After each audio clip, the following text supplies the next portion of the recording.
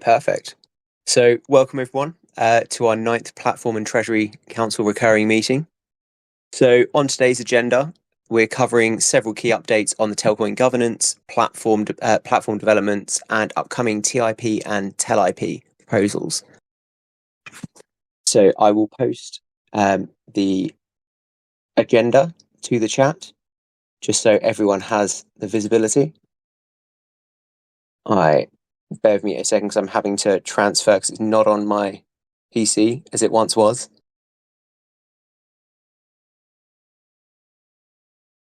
But I'll do that in a second. So as a reminder, these recurring meetings serve several critical functions. They provide transparency to our community. They create structure for our forum and discussing proposals. They enable proposers to present ideas to the council. It allows the community to hear, see, discuss, debate, and refine these proposals, and provide a medium for regular platform updates. So to ensure consistent communication between the council members and allow direct community engagement through Q&A. So I also want to reiterate that the Platform and Treasury Council represents our global governance layer. This is for the Telcoin Platform and Association. Together, these councils oversee platform-wide systems, association, social policies, and manage the Tel Treasury. The primary duties of the Telcoin Platform governance system, as self-organised and determined by the 4 minor groups and their elected councils within the association, are to provision, so plan and finance the platform infrastructure, construction and maintenance, to provide information and other collective goods, and allocate TEL, so regulated TEL sustainability within the platform for the 4 minor groups to harvest based on their production according to the rules set by the councils. So as council members, our key responsibilities include reviewing and voting on snapshot proposals, attending council meetings, providing the community with regular updates, monitoring the platform systems, and enforcing the operational rules. So just to recap the last meeting, in our last meeting, we discussed the Telcoin network development progress, the council member attendance and liquid delegation process, the NDA proposal being approved via the snapshot, and the council have now signed the NDA, the Telcoin Association Council applications via the forum, which we will be going through later today. The TELIP Year 2 issuance has now been approved via Snapshot and has been implemented. And Telcoin partnerships as well. So the game company and the upcoming Powerhive, which Parker will go through later. So the game company announced their intention to launch its platform on the Telcoin network this week and participate as a miner on the platform as an application developer on TAN. So just to kick it off, I'll now hand it over to Marcus and Steve for the Telcoin network update. Right. I'll jump in first, Marcus, because you'll kind of steal my thunder. A lot of the work the last 2 weeks has been tech debt related and just collecting issues, getting ready for mainnet. The big thing that happened is testnet did get redeployed. We're running a much newer code. We hope that there may be one more before mainnet, just so we don't have to do any kind of forks before mainnet. One more reset, but it's possible that we nailed all the database stuff and we won't have to reset it. But we're in a much better state on testnet. Grant also distributed the nodes geographically and things like that. So all of that is getting more solid, getting closer to mainnet. That's our main update. And then Marcus has an update on the some of the demos and stuff. Yeah, totally. So as you guys heard, Grant, who often takes a leadership role in these meetings every other week for the council, is at MWC, which is the world's largest mobile network operator conference. A lot of telco providers sort of set up booths and explore different kinds of products and perform all sorts of networking. And so Telcoin wanted to show off a solid presence and show off some of the work that we've been putting into, well, first and foremost, Telcoin Network, among other things.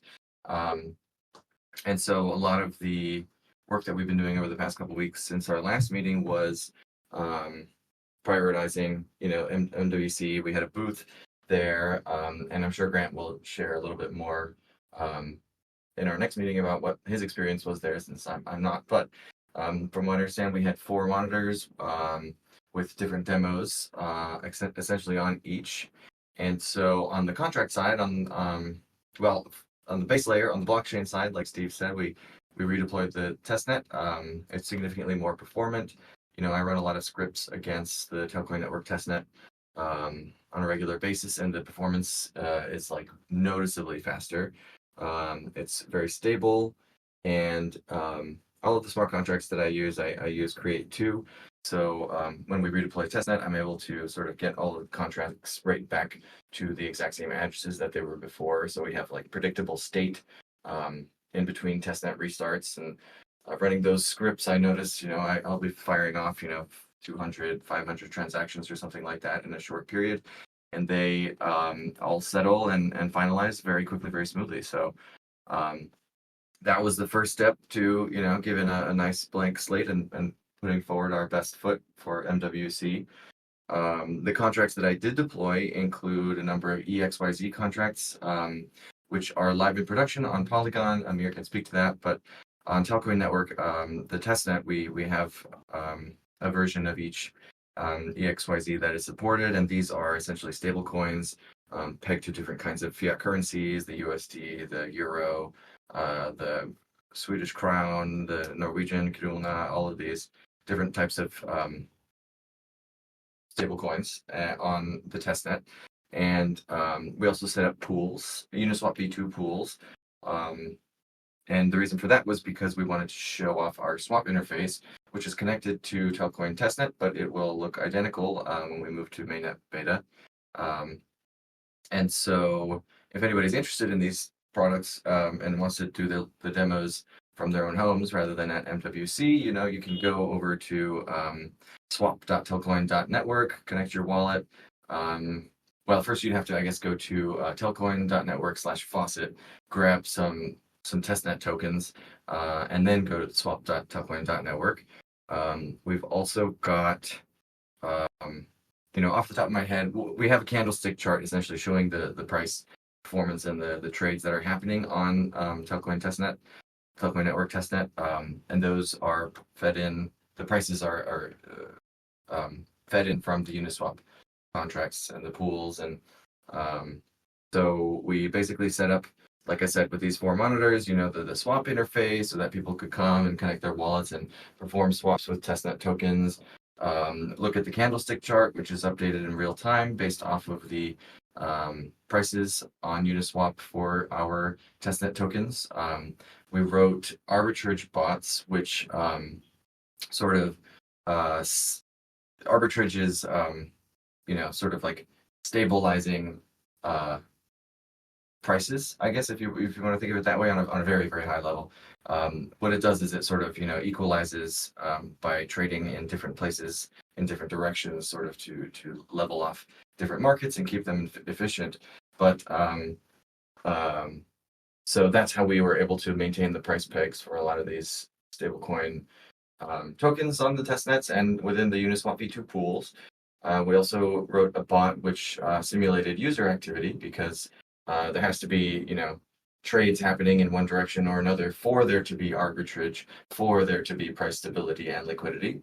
So we had all of those running, and like I said, the candlestick chart would sort of be painted based off of the randomized user inputs and the arbitrage bots, which brought the tokens back to TEL, as would happen in a live market environment. And yeah, I may be blanking on the fourth. Oh, I believe the fourth monitor was the most likely the Explorer. We contract with Dex Guru, who has a really awesome indexer that they use, similar functionality to Etherscan, and that URL is scan.telcoin.network. All of these URLs, you can reach out or check our Twitter or check our GitHub. These URLs are present in a lot of different locations, but yeah.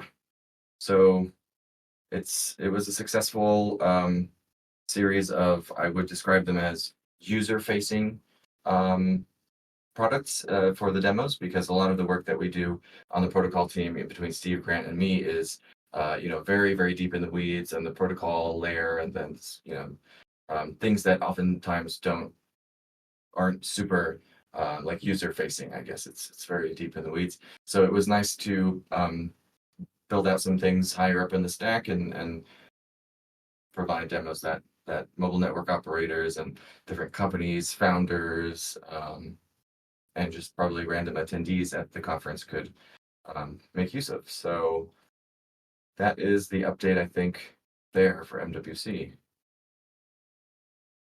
Perfect. Thank you for the update. It honestly sounds like you are absolutely smashing it. So thank you all for your hard work. Things are coming on very nicely on the Telcoin network. So would you be able to reiterate the website as well for the test, if people were looking to do it from the faucet to then the trialing? Sure. If they were... Yes, I will. So the first thing that you would need to do, and I'll say them aloud as I type them in, would be, let me double check telcoin.network.faucet. Sorry, .network/faucet. Of course, I misspelled faucet, but there we are. So that would be where you go to claim some testnet tokens. Our faucet has all of the EXYZs enabled, which was partially for the MWC demos, but also I believe that's to be the case going forward. Some of them, were released at different times, but the short of it is that you're able to make one request for each different token every 24 hours. This is enforced on both the contract layer and the RPC. So, try as hard as you like, you won't be able to game the faucet and drain it of any balances. And once you have those tokens in your wallet, you would head on over to swap.telcoin.network. I'm going to do the same, make sure. And there, you'll see essentially a Uniswap-esque interface where you can choose your input token, choose your output token, perform the swap, and at that point you're basically trading Forex, one of the most liquid, most consequential markets in the entire world. So that is where you do the swapping. As far as the charts go, you would click on at the top left, on the far right of the top left corner, there is a link that says charts with a little arrow. And if you do that, that seems to take us to the charts for all tokens. So the candlestick chart, maybe Leo, or I don't know, somebody who is more involved would know how to pull it up. But there is a way to connect this DexGuru charting page, the dex.guru UI, to the Telcoin testnet. I'm not off the top of my head remembering how to do that, but once I do figure out how to do that, I'll drop it in the chat. No, honestly, thank you so much. I'm looking forward to getting stuck in. Yeah. But perfect. So next on the agenda then, I'd like to pass it over to Parker as he goes into more depth on the recently announced Powerhive partnership. Parker, would you like to take it away? Thank you, Squirtel. So the overall just MWC, huge event. The first time that we can actually exhibit real on-chain foreign exchange and remittances. And you really, just to sort of echo on what Marcus was saying, is you really can't understand how transformative this technology is for exchanging money and transferring money on the internet, and how sort of freeing it is to be able to make a transaction on the blockchain by yourself, and to sort of see that actually impact move across the blockchain and everything. I mean, it's just a sort of an awakening when you do your first real blockchain transfer, that the reality is that the majority of people that consider themselves market participants in the blockchain space are really just trading centralized exchanges, speculating on tokens. And so actually being able to feel the transfer over the exchange and do that physically and see, all of the inner workings of how this can actually, make markets work on the internet just more effectively and with better access, instant execution, settlement, delivery. It's a huge exhibition to the GSMA. And so I think just to start off with Grant's, I talked to Grant for an hour, and it just sounds like it's been a really wonderful year. They've been able to have a lot of really vibrant discussions across the world. Across the world, crypto is becoming more, well respected and actually recognized for its utility. And so I think we've got the wind at our backs this year, along with the wind of our backs in terms of the actual technological development and how far we've come with this association. And so I'm going to read verbatim what Grant texted me. He just said, MWC has been a fantastic experience, made valuable connections with a diverse range of contacts, including fintech leaders, GSMA members, heads of strategies, CEOs of telecoms, everyday users. The interest level at the booth was really high, and the general feedback was overwhelmingly positive. I'm walking away with a ton of notes, new ideas, and contacts to follow up with. So it sounds across the board, it sounds like it's been a smashing success. And as part of that, we've been to backtrack a little. We of course had the game company come and introduce themselves as an application developer to the association. Bilal from over there met with first us at the Global Council meetings, and then met with the TAN Council meetings. And so that's our sort of first application developer that has agreed to participate and will be, putting forth their authorization proposal and developing on Telcoin network and all the exciting things there. And yesterday we welcomed Powerhive, this electric mobility infrastructure system in Kenya and around Africa, as the third application developer to join both the GSMA and our association. So they're, joining the GSMA to be part of our association. And so from a functional perspective, I think this partnership really exemplifies our blockchain's utility vision in action, right? It's like the Powerhive is tokenizing their entire mobility infrastructure in Kenya on Telcoin network. This is basically sort of like an Uber for bike taxis with these battery charging stations. And there's this massive growth in need for bikes in Africa, and also a ton of sort of energy benefits related to consumption. But overall, their entire value chain for payments is prohibited by the existing financial system, and their ability to do on-chain equity, so a real ownership token that actually, basically gives people the ability to invest and finance these charging stations and battery stations, and then earn revenue in every second in real time. That's basically what's going on at Powerhive. So they're tokenizing their entire mobility infrastructure in Kenya on Telcoin network, and creating this on-chain equity system that will enable real-time dividend distribution from these battery swaps and the revenues that people do when they go in. If you're familiar with like the Lime scooter, you go in and you pay to use the service, right? And these bike people people with bikes in Africa are going in, and they're going to these battery stations. They're buying these batteries to use for the day, and then it runs out of batteries, so they go in and they swap it. So they have battery swaps and revenues there with really great unit economics. And so we're tokenizing their whole commercial value chain, their private stock, and also just enabling a more fluid experience. And this is all going to be on Telcoin network, right? And so as part of this landmark agreement, Powerhive is actually joining the GSMA specifically to participate within the Telcoin ecosystem. And this, I've said this before, but this creates this really powerful reciprocal benefit, because it drives new GSMA membership while also empowering this whole telecom ecosystem with shared ownership in our blockchain network.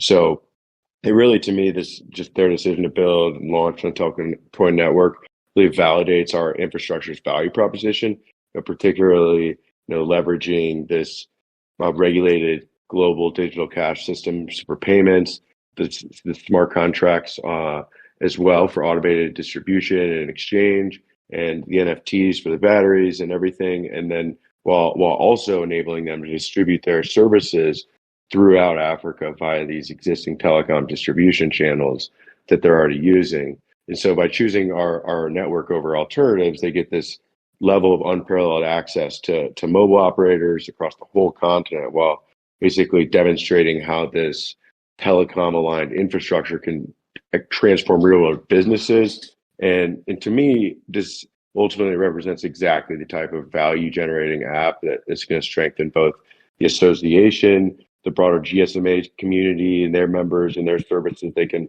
offer to the world to introduce real economically viable, meaningful, everyday applications that just harness this transformative technology. And ultimately, this all just validates our approach to using decentralized finance and blockchains to bring meaningful utility to the world. So it's very exciting. These application developer announcements and validator announcements and all of that this whole year, I think, is just going to be a really fun time to see this all come to life. And I think that's what we can take away from both this week at MWC from Grant and from these new partnerships. The train is moving along. So that's pretty much all I had to share about Powerhive. And the MWC part, I think next up Grant will come in and say, the next meeting, he'll be able to give us some more insight into what's going on out there. But that's the largest conference in the world, or one of them, and so yeah, it's a lot of people, a lot of sort of training experience, but nonetheless, like the biggest comeuppance I think for Telcoin ever on the network and association side. So very happy to report. And so I guess from here, we just kind of go in, and if there's any questions, I can answer them, but we can just go into knock out the existing proposals that we need to approve, and then have the candidates come up. Squirtel, is that what you think? Yeah, so go through the next up is the tokenization auditor proposal. And then it would be going through the other proposals there, the council NDA aspect, so everyone is now signed. And then we'd be bringing up the introductions for the candidates for the platform council. Great. Okay, so we had this, basically we got in contact and received all these documents for this administrator / bookkeeper / auditor in Lugano, Switzerland, that was recommended to us by our attorneys there.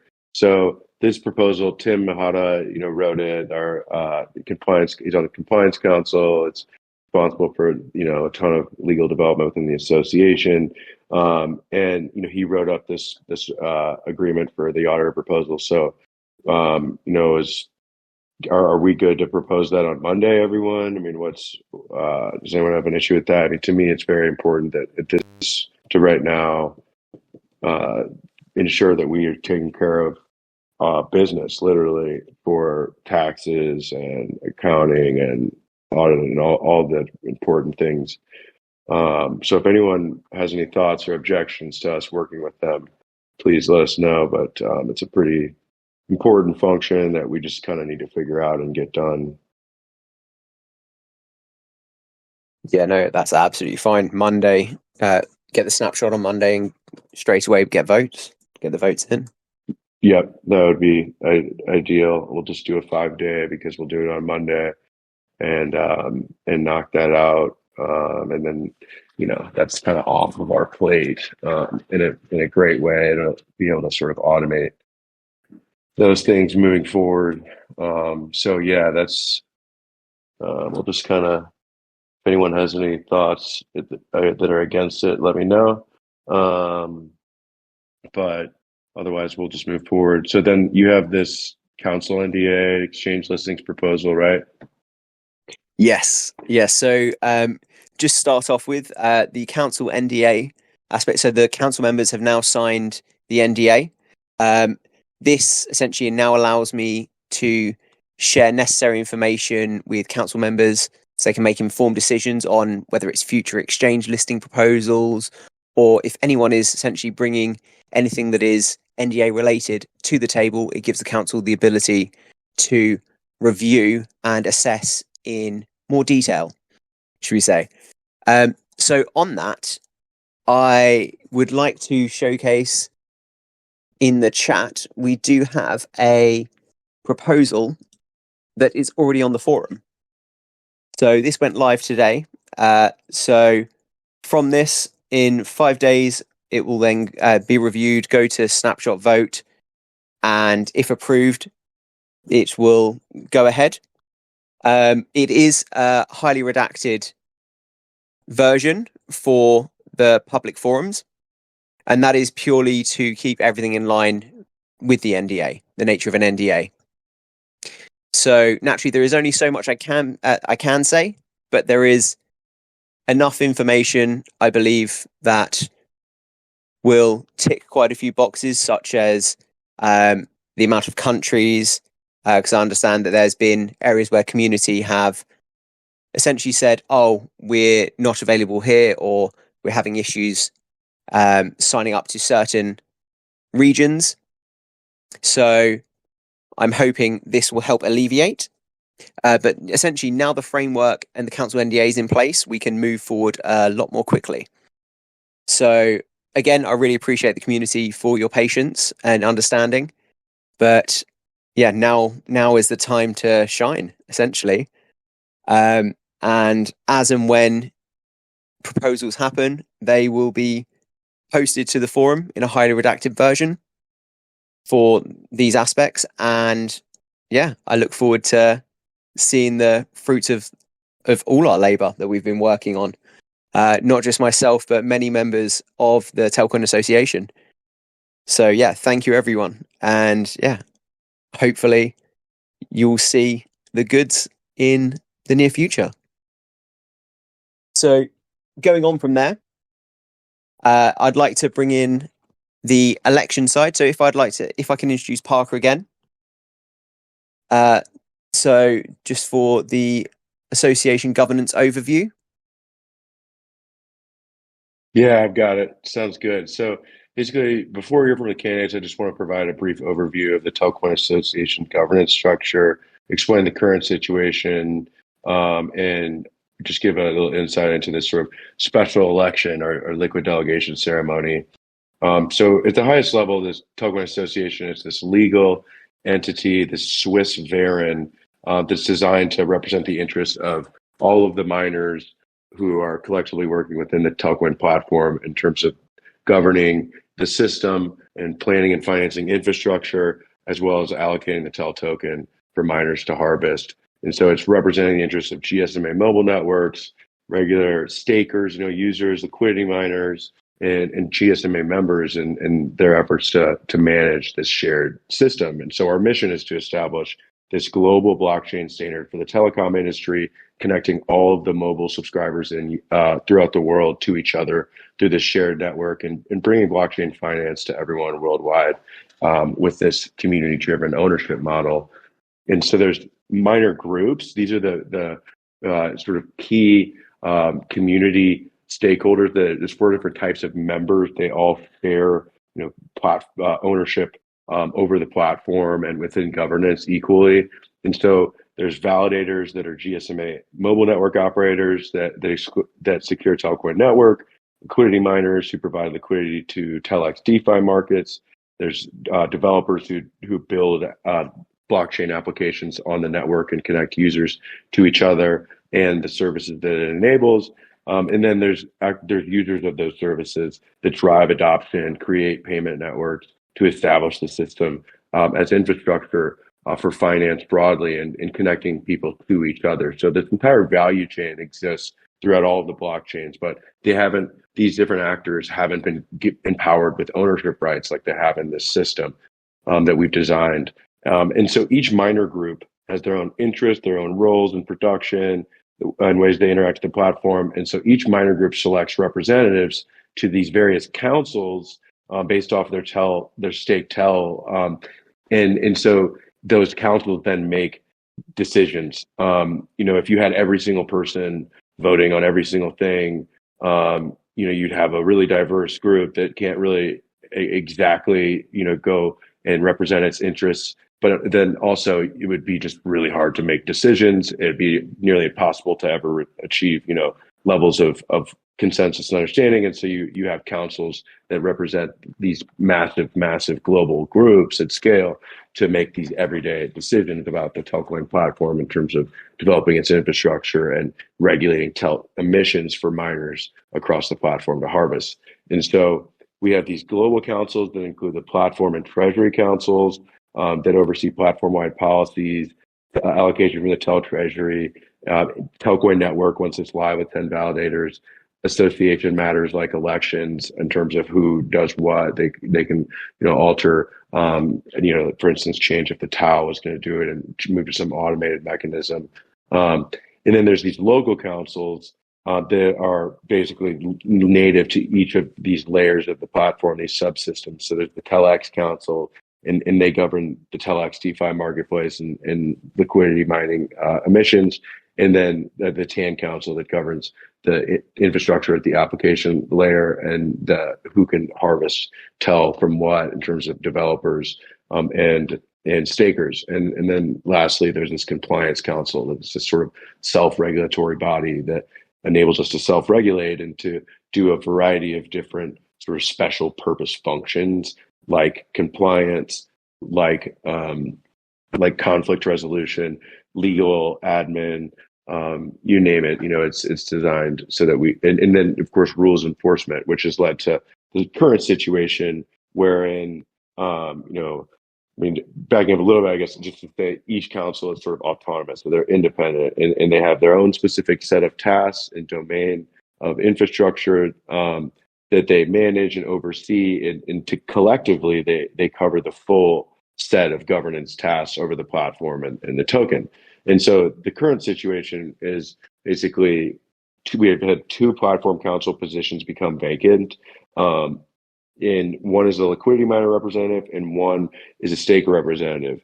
And we have these, the reason for that is basically the previous council members failed to uphold their duties, and the compliance council enforced those rules by revoking their NFTs after that they were reached out to. So they didn't show up to a number of different meetings, and that's against the communication rules that structure processes like this, which we're required as council members to join every meeting or say why we can't.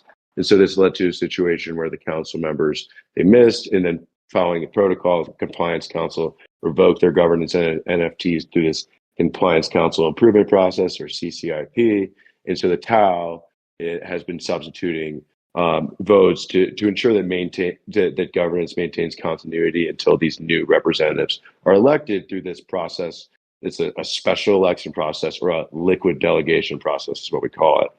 And so unlike these, the regular elections that happen every year, the same time, all the council members are elected. This is a special election ceremony that allows minor groups to replace their council representatives outside of the election window, and to fill vacant seats when council members have had their authority revoked for not upholding their duties.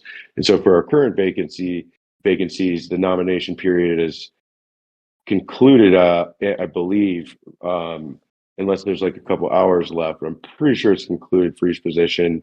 Correct me if I'm wrong. And then the nomination or the voting period is going to begin tomorrow. It will be open for 7 days. So liquidity miners, if you provide liquidity, stake liquidity on TELX, you need to go to the TELX snapshot and vote starting tomorrow over the next 7 days. And then stakers, if you're a TEL staker in the Telcoin wallet, you need to make sure you go into your settings and delegate your stake voting power in the govern section of the app to an external wallet address to the app. So you enter in a different wallet address that you use for voting, and you delegate from your app to there so that you can vote on Snapshot. And so liquidity miners and stakers are going to vote for a 7-day period, and whoever wins gets the most votes in each of these special elections wins. It's a plurality. And so today, I'm really thrilled. We're going to hear from all these new candidates that believe they should represent their miner group, whether that's stakers or liquidity miners on the platform council. And I will go ahead and turn it over to you again, Squirtel, for candidate intros. Okay, perfect. So yeah, thank you for that. So as you guys know, as Parker said, we've got 2 seats available to apply where people have been applying for the Global Platform Council within the association. 1 seat was liquidity miners and 1 seat was the stakers. I've just posted the links to the forums so you can review. The application phase has now finished there, so we'll be moving on to the vote and election process. I just want to say good luck to all the applicants. Look forward to working with the new council members and seeing the expertise they bring to the table. So again, as I said previously, just for awareness, every member plays a vital role in driving the platform's growth and long-term success. This does come with both support from the community and also criticism. So the community is passionate, they're engaged, and they are vocal. When they see a genuine commitment and consistent effort, they will have your back. But you will need some resilience and the determination to stay focused when facing the skepticism. So naturally, a thick skin, results-driven mindset are just what's essential to push through and the challenges and prove the doubters wrong, in all honesty. So what we'll do now is, before we move to the voting process, we will open up the stage for the applicants to introduce themselves to the community and answer the community questions. If you look on the forum there, on the post, you will see all the different candidates. So if you'd like to review, please go through. So naturally, from the liquidity miner councils, we have Elliot, we have Pablo, Mitch, and Dwight. And then from the staker candidates, we have Ari, HK, Ryan, and Ryan. So there are those. So let's move on to hearing from each of the candidates for the vacant council positions. So we'll begin with the liquidity miner candidates and then followed by the staker candidates. Each candidate will have up to 3 minutes to introduce themselves and share why they believe they're the right choice to represent the miner group on the platform council. So liquidity miners, first I'd like to welcome Elliot. So Elliot's from the UK. Elliot's known as Elliot DeFi in our community in our Discord community, and he submitted his nomination through the forum. So Elliot, please come up and share your vision with us.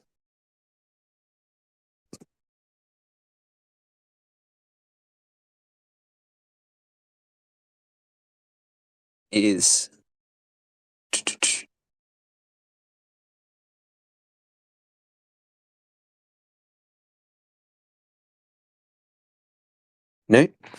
Okay. So Elliot's nomination is on the forum then. It seems that he is unavailable currently to speak. So if we're moving on to the next one, do we have Pablo? So Pablo's joining us from Uruguay. So Pablo goes by Pablin0708 in our Discord community. Pablo, if you're in here, could you also put your hand up to bring you onto the stage?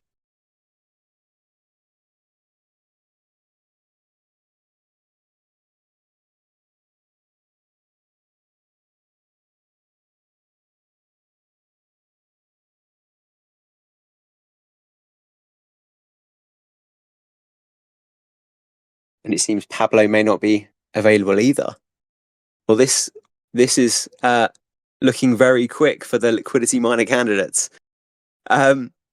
So moving on, if we have a quick look through,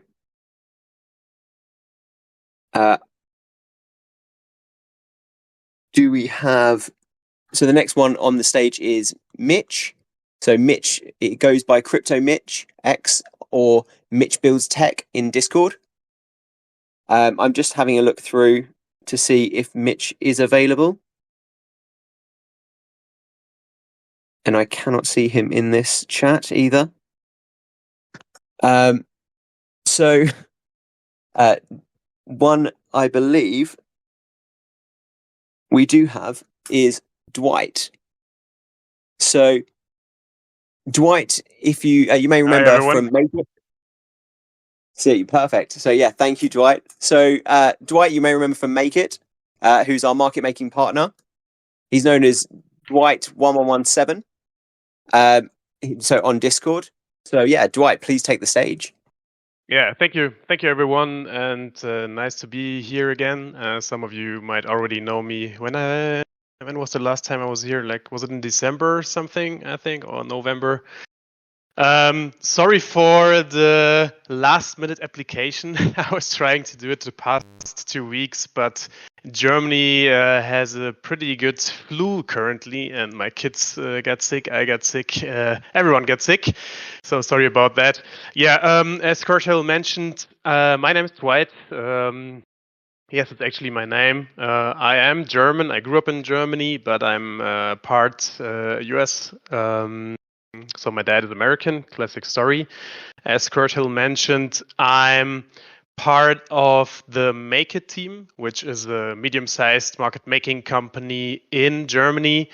I joined Make It about 5 years ago. So I bring a lot of experience from the trading segment, from the exchange segment, like centralized exchanges, decentralized exchanges, and everything which comes with it. So we have been supporting TEL for about 9 months now, I think.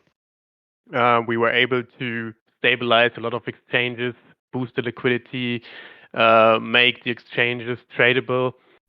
And to be totally honest and transparent, and that's my way, from the technical perspective, I have much to learn, especially in the Telcoin community. But I'm very confident that I can be a vital part for the community to bring in my experience, and I have a really positive, open mind with a hands-on mentality, and yeah, I'm really open to everyone, have an open ear to everyone, listen to feedback, talk to people, and I'm willing to learn, bring in the time, and bring Telcoin where we all see it in the future. So thank you for the time. If you have any questions, feel free to ask me anything. Perfect. Thank you, Dwight. I really appreciate it. So yeah, that brings us on to the staker candidates then. So I've just gone through the list. I would like to introduce Ari. So Ari from USA, known as Ari Jones in our Discord community. I am having a look through. I do not believe he is in here. No, so Ari may not be available. So if we move straight on to see if HK. So HK is joining us from the Netherlands. He goes by HK Bohina in our Discord, or just HK. So again, it unfortunately seems that HK is also not available. So next, our final staker candidate is Ryan from the USA, so known as Ryan Junior. So in Discord, you've known Ryan, you've seen Ryan creating all the videos. You see for Telcoin being the face in some of the MWC aspects that we saw recently in some of the updates. So Ryan, can you please take the stage? Hi, yeah, thanks for the introduction. Sorry for the late arrival. It's a long day at MWC, the final day here, so I'm glad I could still briefly join this. So I, in my time here, I was able to talk with Grant about Telcoin Association a lot, and he was the one that encouraged me to run for this.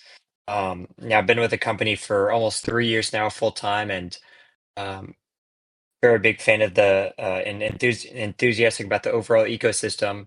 And I just thought running for this position thought I'm uniquely positioned to help. It's frustrating. I think I mentioned in my application specifically that I see on our posts, the from Telcoin Holdings, our posts, I see people asking about exchange listings and wanting that, and I recognize that's a large uh, um, request from the community, and I think you've done a great job, Adam, in leading that, and I love how transparent you've been. And I wanted to help with that as effectively as I could. And given my knowledge from working for the company, I thought I'd be able to assist with that and supplement everything you've been doing. And I want to commend you again on the great lead you've taken with that.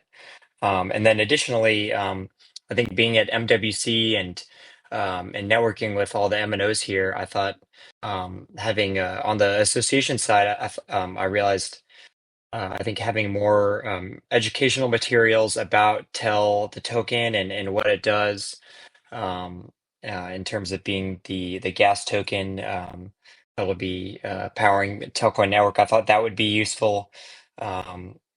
Just because we fielded so many questions over the few days here, and obviously, I want to keep my duties for Telcoin, the company, separate from, if elected, my duties for Telcoin Association, and want to be super conscious of that.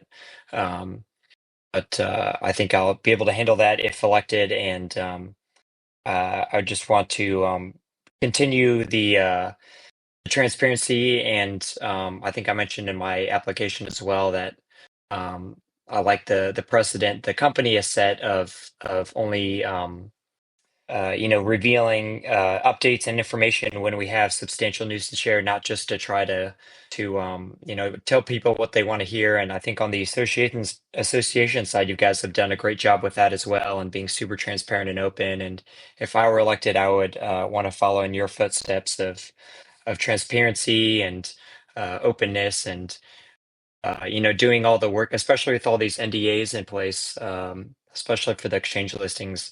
I think working in silence and respecting all the NDAs and other constraints in terms of what you can say. I'd want to follow that and uh, continue the great work everyone's done so far with the association. So that's my little spiel. I can't think of anything else now, but I appreciate you guys' time. Glad I could briefly jump on here. Oh, perfect. Thank you so much, both Ryan and Dwight. I really do appreciate your perspectives and the vision for the Telcoin platform. So I'd like to wish all the candidates the best of luck.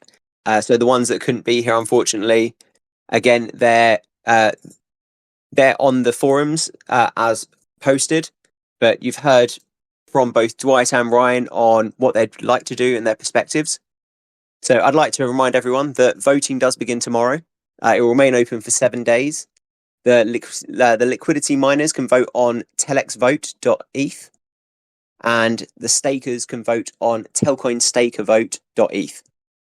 So we encourage all eligible miners to participate in this important governance process. I'd like to open up the floor to any questions for the community. So do you have any questions for either Ryan or Dwight? Well, I just want to say thanks to Ryan and Dwight for coming out and presenting their candidacy to everyone on here. I mean, because ultimately this is where the decisions get made, right? We're a bunch, just everywhere and always governance will be a social construct. It will always be people making decisions together, whether or not you're communicating, talking on a forum. If you make a decision related to a thing, it's still a social construct. And so these meetings where we get to talk to each other about things that are going on have proved really revitalizing for the community, and also they've enabled us to experiment with a lot of things, and they've enabled us to get to know each other and work in the open together collectively to solve our shared problems and realize our shared endeavors. And so, it's like, to me, it's almost hard to weigh candidates who haven't come in and actually spoken. I just want to be frank about that, because I think, like, if and it demonstrates like that if you're showing up to this, that you're like you're for real about it. And I'm sure there's plenty of reasons for people to not show up to talk, but a lot, just like, this is just one of the cornerstones of our job, right? Like, is these meetings, and so I just wanted to say I appreciate you guys coming in, and that I think it's really crucial for these people for people who run for office to try and join these meetings, so that people can get to actually know who they are and how they'll behave in these settings. So thanks to everyone, and that's all I had. Yeah, no, I completely agree. This meeting is the backbone to not only give the community the updates and the transparency, but it brings everyone essentially together. It gives everyone the voice and the chance to speak as well, which in the past, unfortunately, we didn't have. But so we've changed this. We brought the association in, and this is the time for those that are willing to put in the effort. So I really, truly do appreciate it, both Ryan and Dwight.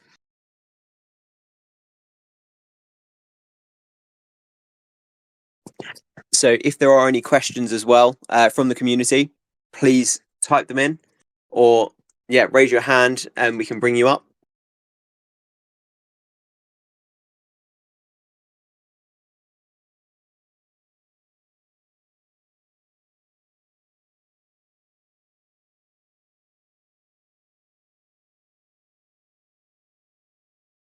I must say, Adam, you run quite an efficient meeting. It is at 3:56.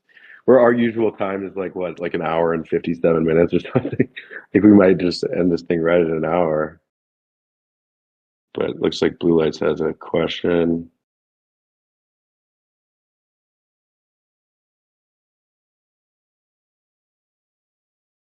I try. Efficiency is key.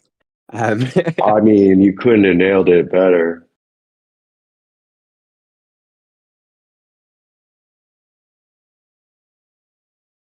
Oh, it seems like we've got a couple of questions upcoming. So from Andrew Pinch, how will the contract work with the TAO work?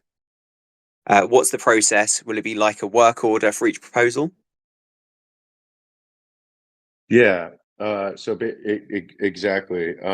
So if you have a specific thing that you want to have completed, the TAO is this contracting entity that's wholly owned by the association, and it contracts with external partners to develop things. Companies like Make It, Telcoin Holdings, who's developing infrastructure, Make It, who is doing market making, and in the future, marketing agencies, comms, PR, you name it, integrators, the whole world of services providers. We've created this legal association structure for people to contract with the association, which is itself not this it's not a commercial entity that's going out and like actually physically delivering goods and services into the real world. It is making decisions that are ultimately implemented via this contracting agency that takes on a number of things, but one of its most important thing is to contract externally with other services providers. And so basically it depends on the specific proposal, who the contractor is that's going to develop it, and what the scope of work is. And, but overall, yeah, like to make a proposal, to plan and finance proposal, you need to go out and figure out how much that's going to cost to implement in the real world. Then the TAO will go out and find someone to work with, or the platform council, treasury council, whoever makes the proposal, of course, can propose to work with a specific provider. Like, to me, for instance, I think we should, consider getting like a partnering with a marketing agency, and the TAO doesn't have the resources with its, membership of 5 to do that at all, nor the skills. And so, like, to have an agency like that is huge, right? And so that would be a very specific proposal. We'd go out, get a quote. We talk to a bunch of people that would come in and say they want to work on this or be their partner, and then we decide, right? And so, basically every sort of new thing that isn't just maintaining existing systems that people want to plan and finance, they're going to need to basically make a statement of work for that, figure out who's going to develop it with the TAO, who's here to help do that, and then finance it and implement it. So, it's yes, I think it's the right answer. So yeah, basically it depends. Okay, perfect. We have another one from Bozeman. So he says, can we address any potential problems with voting power? So Telstate has no safeguard in place for keeping the election fair. If a member has a larger holding, can it be staked to sway the election results? Would this void out community members who have been staking? And should there be a voting process that involves time and token staked for voting power, similar to a weighted telex reward?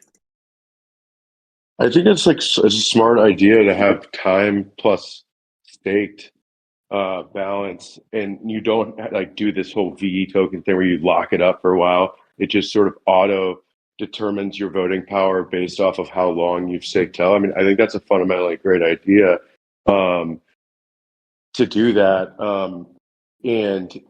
But right now that's not the structure, and we need to do a constitutional proposal to change the basis for voting power for stakers. To do that, I mean, there's 4 different types of minor groups that elect council members, and so there's already this sort of massive diversification of different interests that are being represented relative to any other governance system in crypto history. And then ultimately it's very difficult to say all right, here's I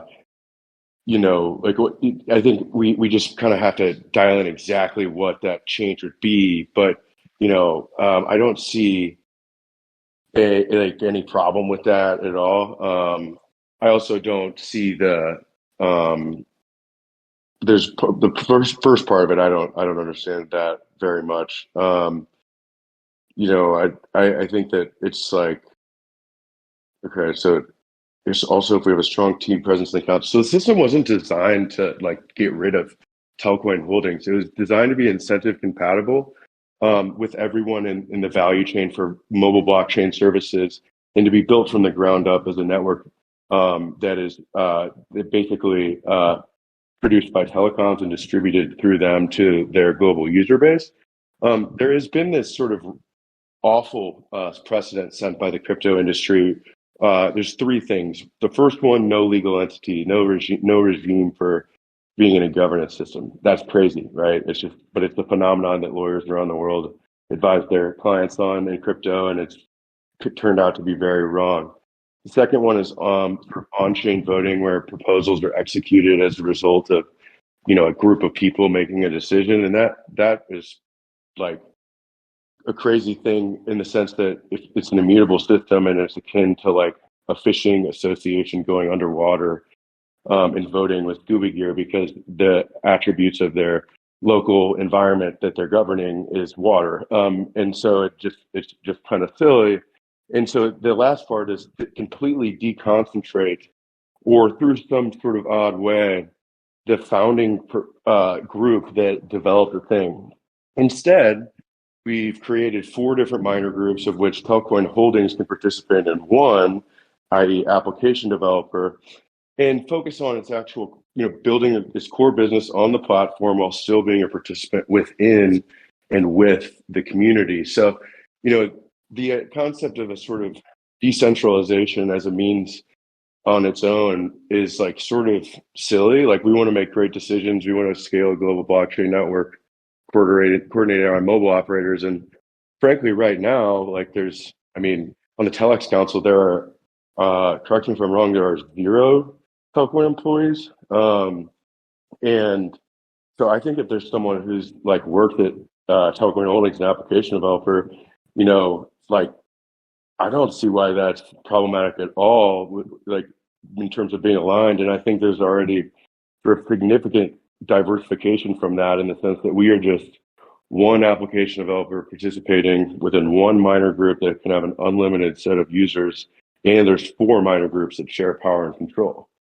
So yeah, ultimately, I think that's like a sort of, I get where you're coming from, but I don't think in practice it's like makes much sense. So anyways, yeah, I think if someone's going to add a ton of value to the association, they certainly shouldn't be discriminated against because they work at a company that's trying to add a ton of value to the association. They should be weighed based off of the content of what they provide to the association in terms of value here, the way they treat each other, and they're sort of like, hey, we should just like decentralize to decentralize away the people that like help develop it. Like I just think that's like a really nonsensical way to, and like decentralization itself is like, I mean, it simply just first it implies that centralization was there in the first place, right? And so you're decentralized away from some center, and to have some fully decentralized system, which no crypto network is fully decentralized. If you have to find one that's even remotely close, there's 5 or so people that make decisions about Bitcoin network code, and so like the issue is generally like these networks, they don't have the right, they don't provide rules that create ownership for the right stakeholders to carry along the full governance task and to ensure that the interests and preferences of the users that produce and use the service, are met. And so I think that we're the closest thing you can get to it. I definitely wouldn't want to, I think that we're in a good like sort of spot. And over time, as more mobile operators join, as more app developers, we've seen 2 have joined this year so far, the network's not live. Like, of course, it will naturally, deconcentrate even further away. But it's a sort of quest towards, this vision that we're on. And I think, we've demonstrated that the community has a ton of representation and input throughout all the processes and on the councils. Yeah, no, that's perfect. That's a great answer, and it is literally whether they're on the team or whether they're part of the community, it's what you put into this. It's the decentralized process, and we are looking for people to step up and who want the best for the platform. That can be anyone. You have some of the most passionate community members that have been voted in and are showcasing everything. They're putting everything into this. You've got team members that are given years. They're working both sides, from not only going to events and showcasing for Telcoin Holdings, but then they're also looking for the best to help progress the ecosystem and the platform as a whole. So I completely agree. It's not about they're from here, or it's what you bring. It's what you bring to the table and the passion and drive you have, which that's what everyone should be voting for. So, well said. Just to bring it on to the next question from Blue Lights. So, staking on the Telcoin network. The grey area has been staking as a service via the third party, but with direct staking to secure a network like ETH for Ethereum directly. Could we ever see the possibility of holders being able to stake to help secure the network, not just the MNOs only, allowed to stake also, since the climate with regulation is turning? Is there possibility? Yeah, so I mean, I think Grant would be able to have some input here, but I think that there's ways that mobile operators could, sort of work with people to invest in their node and create what would be in like agriculture called like a share contract. And then I think there's like a world where we could consider a delegated proof of stake mechanism. And I'm sure that there's also some, liquid staking system that could be composable enough to work with our proof of stake network. But the most important thing now is to get mobile network operators producing blocks on Telcoin network and applications so that we can secure this network, scale it globally, and everything there. And so I think there's definitely decisions, like exciting choices to make about, whether or not a DPoS system makes sense or whether or not that's a sort of individualized node-based thing that people can structure with their subscribers. And so it's certainly an interesting concept, but uniquely different from Ethereum in the sense that there's a very specific set of validators, and at the outset, it's a proof of stake, not a delegated proof of stake network. And so we'll see if that evolves at all. And it's certainly something that has been thought about, discussed, and everything. So. Yeah, perfect. Thank you so much. Do we have any other questions at all before we finish up then? So I'll wait to see if anyone's typing or puts their hands up. While we're waiting, I just wanted to say that I will not be able to attend the next meeting in 2 weeks. I will be traveling, but I will watch the video after it's posted, and I'll make sure to write all my responses and reviews and stuff like that, and make sure I stay up to date. Yeah, perfect. No, thank you. I appreciate the updates. If there are any notes you want us to say in your whilst I can't get words out, can I? If you'd like to say any notes or send it across to any one of us, we can do the update for you as well. So please feel free to do that. But no, absolutely fine. There will be times when people will be traveling, or there will be a schedule that or they're just ill and they're unable to attend. So completely do understand. As long as we've had the notice and people have insight, that's perfect. So I can't see any more hands up or questions. So if I start to finish up then. So to confirm the next meetings, the upcoming meetings, the next one is March 20th, and following that is April 3rd. Calendar invites will be sent out to community members. So remember, these meetings are crucial for maintaining transparency and communication with our community. We will be able to introduce the newly elected council members as well. So, yeah, I don't believe there are any other questions that are popping up. So thank you, everyone, for participating in the 9th recurring council meeting. And I'll see you in March, on March 20th.